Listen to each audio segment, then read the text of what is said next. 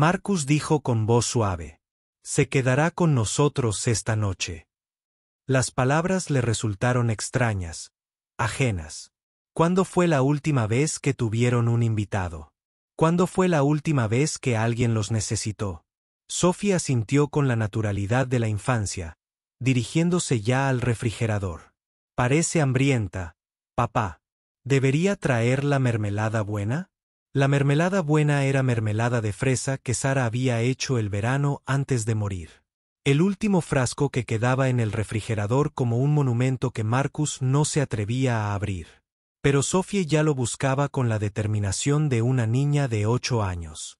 Y Marcus no tuvo el valor de detenerla. La reacción de Emma ante la amabilidad de Sophie fue inmediata y reveladora. Su compostura, cuidadosamente controlada, se quebró, y las lágrimas fluían libremente al ver a esta niñita a la que nunca había conocido ofrecer su posesión más preciada. Gracias, susurró Emma, y Marcus captó algo en su voz.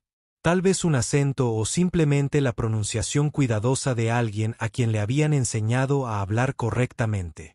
Sophie sonrió radiante y empezó a preparar un sándwich con la intensidad que dedicaba a todos sus proyectos, sacando ligeramente la lengua mientras se concentraba. La normalidad del momento parecía surrealista. Afuera, la tormenta rugía. Adentro, 2 niños compartían mermelada y secretos mientras Marcus montaba guardia, preguntándose en qué se había metido. Mientras Emma comía, Marcus notó cosas. La forma en que sostenía el tenedor con una postura perfecta, como si alguien le hubiera enseñado la etiqueta adecuada durante años. La forma en que doblaba automáticamente la servilleta en su regazo sin que se lo pidieran. La forma en que decía puedo, en lugar de puedo, y gracias después de cada pequeño detalle. Estos no eran los gestos de una fugitiva del barrio marginal. Estos eran los hábitos de alguien criado con privilegios, alguien a quien le habían enseñado que los modales importaban y que las apariencias contaban. El bolso de diseño no era robado ni prestado. Le pertenecía. Lo que planteaba la pregunta que Marcus llevaba dándole vueltas desde que la encontró.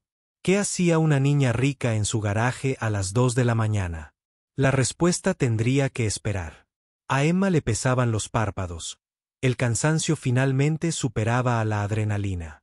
Sophie ya había dicho que Emma debería dormir en su habitación, arrastrando mantas y almohadas con el entusiasmo de quien planea la mejor pijamada del mundo.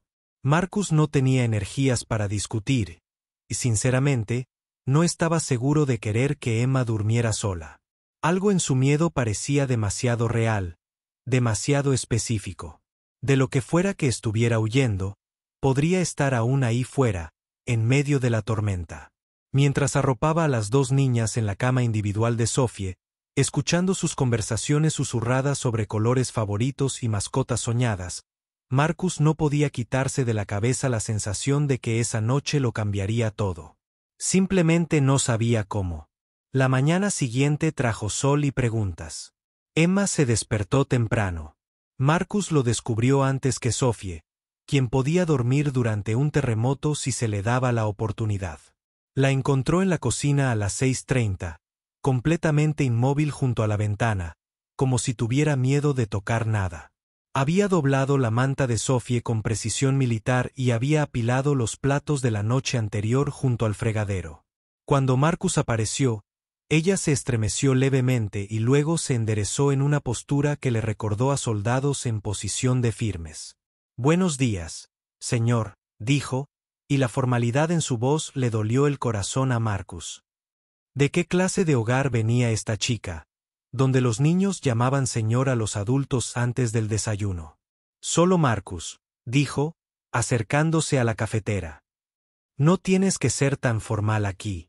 Emma asintió, pero no se relajó, observando cada uno de sus movimientos con la atención de alguien siempre listo para huir.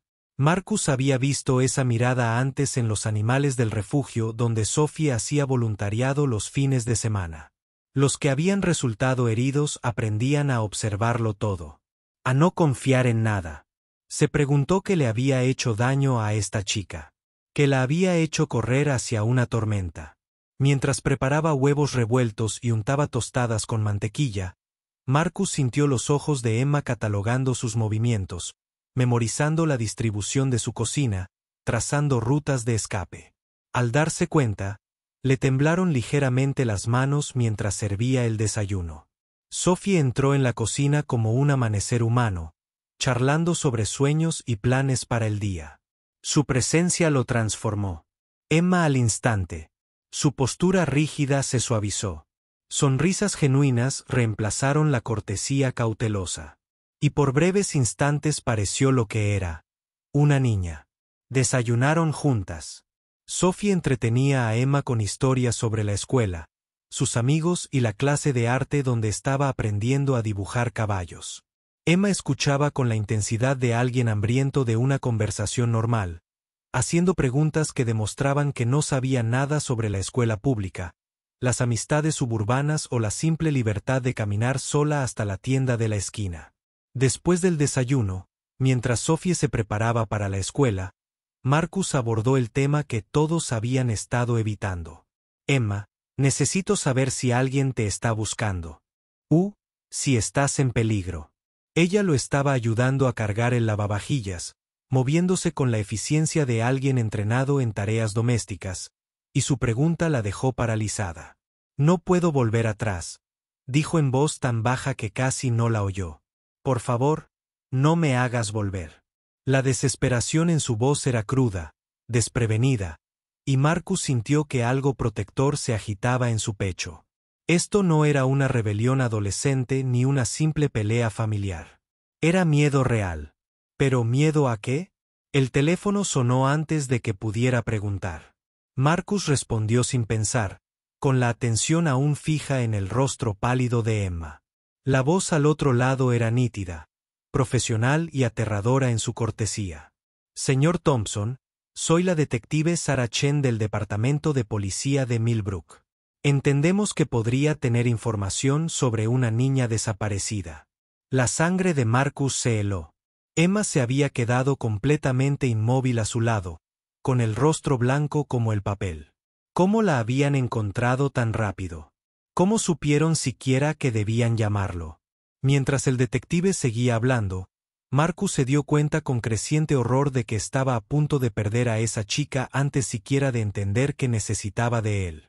La comisaría olía a café y desinfectante, una combinación que le revolvió el estómago.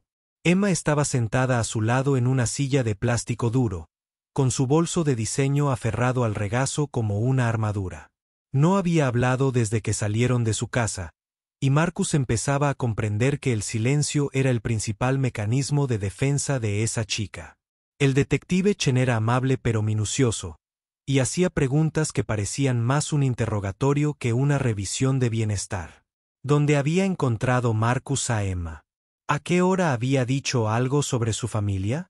Con cada pregunta, Emma parecía encogerse aún más, volviéndose más pequeña y frágil.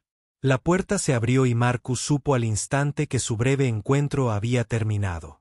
El hombre que entró exigía atención sin decir palabra. Traje caro, cabello plateado y ojos que podían determinar el valor de una persona con solo una mirada. Detrás de él venían una mujer con ropa igualmente cara y un hombre con un maletín, cuya postura tenía escrito abogado. La reacción de Emma fue inmediata y devastadora. Se pegó al costado de Marcus, temblando de miedo. «Papá», susurró, y la palabra sonó como una oración y una maldición a la vez. Richard Harwell miró a su hija con la expresión de quien ha encontrado un objeto valioso que ha extraviado. «Emma, has causado un gran revuelo». Su voz era controlada, razonable, y de alguna manera, más aterradora que gritar. Se giró hacia Marcus con una sonrisa que nunca llegó a sus ojos. «Señor Thompson, supongo. Quiero agradecerle por cuidar de mi hija. Estoy segura de que esto ha sido una gran molestia». La forma en que dijo «inconveniencia» dejó claro que consideraba a Marcus exactamente eso, un problema menor que debía resolverse con dinero y pasar desapercibido lo antes posible. La detective Chen empezó a explicar la situación, pero Richard Harwell la interrumpió con la autoridad despreocupada de alguien acostumbrado a ser la persona más importante de cualquier sala. Detective, aprecio la eficiencia de su departamento, pero este es un asunto familiar. Mi hija tuvo un desacuerdo con su madrastra y actuó impulsivamente. Los niños hacen estas cosas. Hizo un gesto hacia Emma como si fuera una interesante pieza de museo en lugar de una niña aterrorizada. Estoy dispuesto a hacer una generosa donación a los programas juveniles del departamento para demostrar mi agradecimiento por su ayuda. Marcus observó esta actuación con creciente ira. Este hombre estaba recuperando a su hija como si fuera un equipaje perdido. El abogado se adelantó con los papeles que aparentemente le daban a Richard Harwell el derecho de llevarse a Emma. Inmediatamente, Marcus se encontró de pie sin recordar la decisión de moverse, colocándose entre Emma y su padre. Espera, dijo, con la voz más áspera de lo que pretendía. Emma, ¿es esto lo que quieres? La pregunta quedó flotando en el aire como un desafío. La expresión cuidadosamente controlada de Richard Harwell brilló con fastidio. Señor Thompson, aunque aprecio su preocupación, mi hija tiene 12 años. No puede decidir dónde vivir. Pero Emma miraba a Marcus con una esperanza desesperada, como si él fuera el primer adulto en su vida que realmente le preguntaba qué quería en lugar de simplemente decirle lo que iba a recibir. Los siguientes minutos transcurrieron con la cualidad surrealista de una pesadilla. Se firmaron los papeles, se hicieron los arreglos y Emma fue transferida eficientemente del cuidado de Marcus a la custodia de su padre. No luchó, no discutió, ni siquiera lloró. Simplemente se cerró, volviéndose tan inerte como una muñeca que se mueve de un estante a otro. Richard Harwell habló de internados y programas terapéuticos con el interés distante de quien planea un viaje de negocios. Marcus intentó objetar, intentó argumentar que Emma debería tener voz y voto en su propia vida, pero el sistema legal actuó con mecánica precisión. El dinero hablaba, y la voz de Marcus se ahogaba con el sonido del dinero cambiando de manos. Mientras se preparaban para irse, Emma hizo algo que le rompió el corazón a Marcus. Metió la mano en su bolso de diseñador y sacó un pequeño cuaderno de bocetos, lleno de páginas llenas de dibujos que Marcus no sabía que había hecho.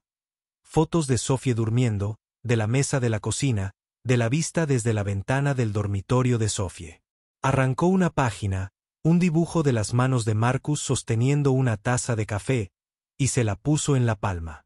Gracias, susurró.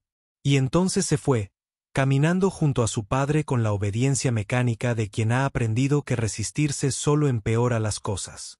Marcus se quedó en el estacionamiento de la comisaría con el dibujo de un niño y se sintió más impotente que desde el día en que murió Sarah. La casa se sentía vacía sin la silenciosa presencia de Emma. Sophie preguntaba por ella constantemente, preguntándose cuándo volvería a jugar su nueva amiga. Marcus no sabía cómo explicarle que Emma no volvería, que algunos niños vivían en mundos donde jugar no siempre era posible. Se encontró mirando obsesivamente el dibujo de Emma, estudiando el minucioso detalle de cada línea. Ella había capturado algo en sus manos que él desconocía, una dulzura que había olvidado que poseía. El dibujo fue a parar al refrigerador junto a los dibujos escolares de Sophie, un recordatorio de la chica que se quedó una noche y dejó un pedazo de su corazón. Los días transcurrían en una neblina de rutina. Marcus arreglaba coches. Sophie iba al colegio. Y la vida seguía adelante con ese impulso implacable que no se detiene ante el desamor. Pero Emma había dejado rastros por todas partes. El tarro de mermelada, finalmente abierto, estaba casi vacío en el refrigerador. Sophie se había dedicado a preparar sándwiches al estilo Emma, con servilletas dobladas con precisión y una postura perfecta. Marcus se sorprendió escuchando pasos a primera hora de la mañana, esperando encontrar a una chica perfectamente vestida, parada en silencio junto a la ventana de su cocina. La ausencia de alguien a quien conoces desde hace 24 horas no debería doler tanto. Pero Marcus estaba aprendiendo que el tiempo no era la única medida del impacto. 2 semanas después de la partida de Emma, Marcus descubrió algo que lo cambió todo. Estaba limpiando su camioneta cuando encontró, encajado debajo del asiento del pasajero, un pequeño diario encuadernado en cuero con las iniciales de Emma grabadas en oro. Su primer instinto fue devolverlo inmediatamente. Pero cuando lo abrió para buscar información de contacto, descubrió algo que le heló la sangre. Páginas y páginas de escritura cuidadosa detallaban una vida que parecía más una prisión que una infancia. Reglas sobre hablar, comer, sentarse, respirar, castigos por infracciones que parecían incluir todo, desde sonreír demasiado hasta hacer preguntas. Y dispersos por todas partes, como cristales rotos en hermosos pros, estaban los verdaderos pensamientos de Emma sobre su padre, su madrastra y el internado que la esperaba en Suiza. El diario revelaba a una niña atrapada en una jaula de oro, rica más allá de lo imaginable, pero más pobre que cualquier niño que Marcus hubiera conocido. Emma escribió sobre sirvientes a quienes se les prohibía hablar con ella, sobre comidas en silencio, sobre un padre que la amaba como a una posesión y la controlaba como un activo comercial. Escribió sobre su madre, quien murió cuando Emma tenía 7 años, y lo diferente que había sido todo antes. Pero lo más desgarrador fue que escribió sobre la única noche que pasó en casa de Marcus, describiéndola como la primera vez que se sintió realmente segura desde la muerte de su madre. Me preguntaron qué quería, había escrito. Nadie me pregunta nunca qué quiero. Marcus estaba sentado en su camioneta en la entrada de su casa, sosteniendo esta ventana al alma de Emma, y sintió que la rabia crecía en su pecho como el vapor en una caldera. No se trataba de dinero ni privilegios, ni del accidente del nacimiento que había colocado a Emma en un mundo y a Sophie en otro. Se trataba de una niña tratada como un objeto hermoso en lugar de un ser humano con pensamientos, sentimientos y sueños propios. La parte racional de su mente sabía que no podía hacer nada, que la riqueza y el poder de Richard Harwell lo hacían intocable. Pero el padre en Marcus, la parte de él que movería montañas para proteger a Sophie, no podía aceptar que Emma estuviera indefensa. La oportunidad de actuar llegó antes de lo esperado. 3 días después de encontrar el diario, Marcus recibió una llamada que le aceleró el corazón. Era Emma hablando en susurros desde un baño en la casa de su padre. Marcus, siento molestarte, pero no sabía a quién más llamar. Su voz era tensa, desesperada, y Marcus podía oír las lágrimas que intentaba contener. Mi padre encontró mi diario, el que dejé en tu camioneta. Sabe que escribí sobre él, sobre todo. Me enviará a Suiza mañana y nunca podré irme. Por favor, sé que no tengo derecho a pedir, pero ¿podrías ayudarme? Solo hasta que sepa qué hacer. Lo más inteligente habría sido decir que no. Marcus lo sabía. Emma era una. Ni siquiera. Su padre tenía la custodia legal. Interferir probablemente llevaría a Marcus a la cárcel. Pero mientras escuchaba a esta chica valiente y destrozada pidiendo ayuda, pensó en Sara y en lo que habría hecho. Sara, que había sido voluntaria en refugios para mujeres y había traído animales callejeros a casa, y nunca había conocido a un alma perdida a la que no pudiera amar. Sara habría empacado y se habría subido al coche antes de que Emma terminara de preguntar. ¿Dónde estás?, preguntó Marcus, ya agarrando sus llaves. Llego en 20 minutos. El rescate fue más fácil de lo que debería haber sido. Emma lo encontró al final de la entrada de la casa de su padre, con una sola mochila que contenía todo lo que realmente le importaba. Había salido por la ventana de su habitación y caminado 800 metros en la oscuridad, guiada solo por el recuerdo de la amabilidad de un hombre que le había preguntado qué quería. Mientras Marcus conducía en la noche con Emma durmiendo en el asiento del copiloto, se dio cuenta de que probablemente estaba cometiendo el mayor error de su vida.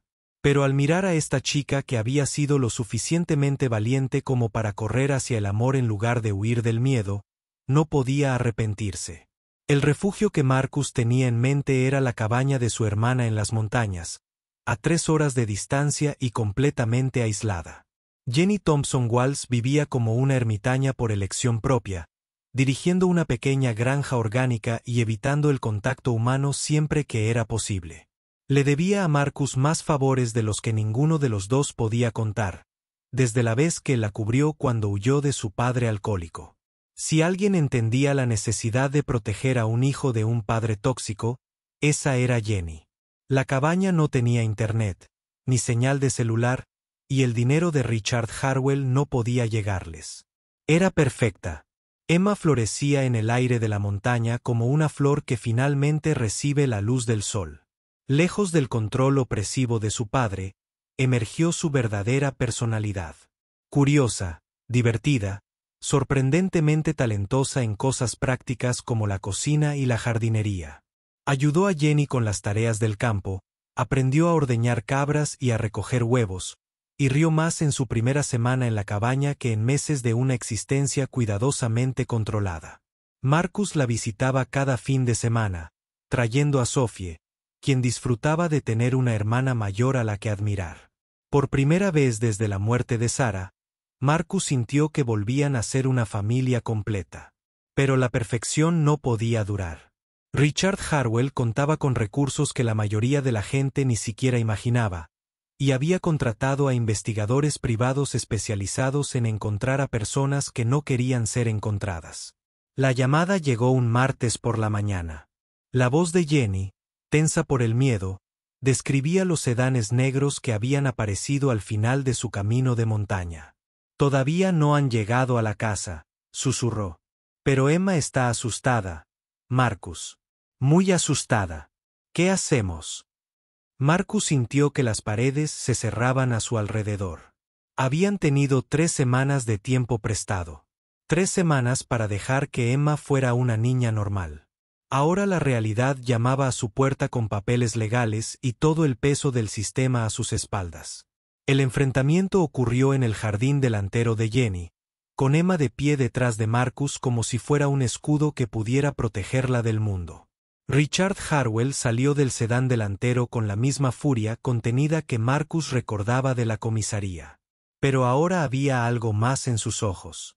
Una preocupación genuina mezclada con orgullo herido. «Emma», dijo, con una voz más suave de lo que Marcus esperaba. «Me has preocupado muchísimo. ¿Tienes idea de lo que me has hecho pasar?» Por un instante, Marcus vislumbró al padre bajo el empresario, el hombre que amaba de verdad a su hija, aunque no supiera demostrarlo adecuadamente.